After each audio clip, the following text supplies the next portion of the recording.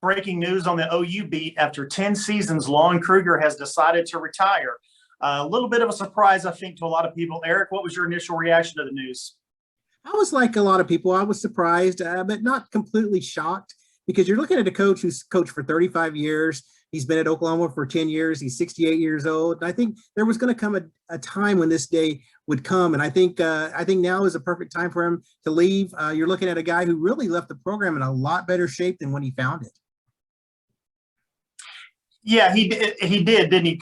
Can you sort of guide us through, kind of summarize 10 years in just a brief amount of time? What was he able to do at OU?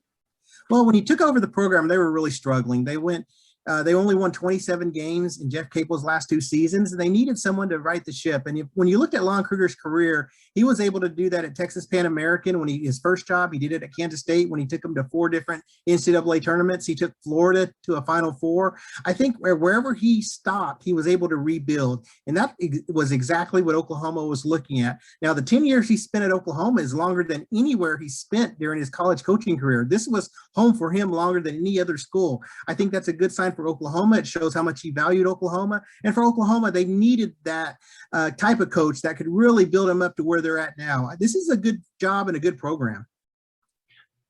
Did you get any sense this season, just from talking to Lon, this might be the last year? Not really. And we've asked him this question in the past, and he's always been the kind of guy that just always wants to look forward, and he enjoys his job.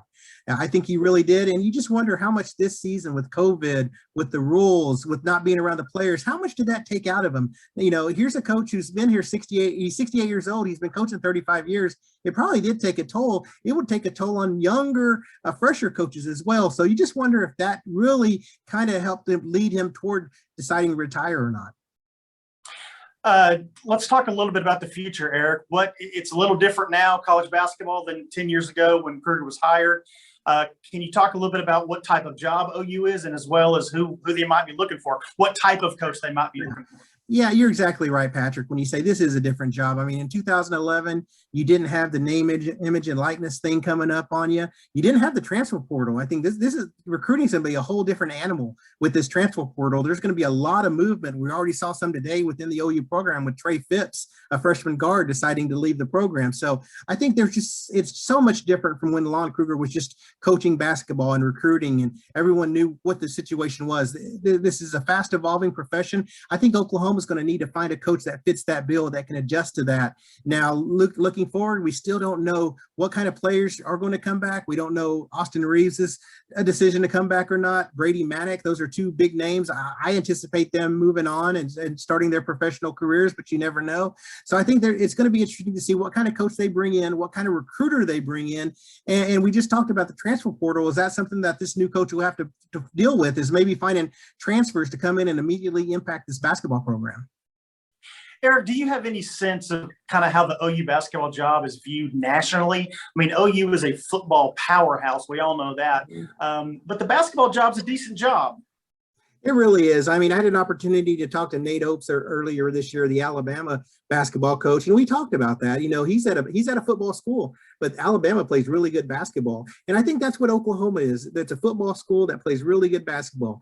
There's no limitations. You're looking at a program was in the Final Four in 2016. You're looking at a program that was in the top 10 this past season. So I think that there's really no limitations to what this basketball program can do with the right personnel, with the right coach. I think it's a very attractive job. I think we'll probably start seeing some names being thrown out there that are going to, people are going to be familiar with. I know it's definitely a destination job. You know, when Joe Castiglione hired Lon Kruger in 2011, he asked 3 times for Lon Kruger to take this job. Lon Kruger turned him down twice. Lon Kruger enjoyed Las Vegas. So now, and Joe Castiglione got him to come here, and Lon was here 10 years. That proves that this is a destination job. So it's going to be interesting to see who this next hire is, especially with Oklahoma having both the men's and women's basketball coaches vacant at the same time. Yeah, that's a great point, Eric. They're going to replace some 2 big name coaches. All right. Well, I know you're going to be on top of this as we go forward. Appreciate the knowledge. We'll talk to you soon. Thanks a lot, Patrick.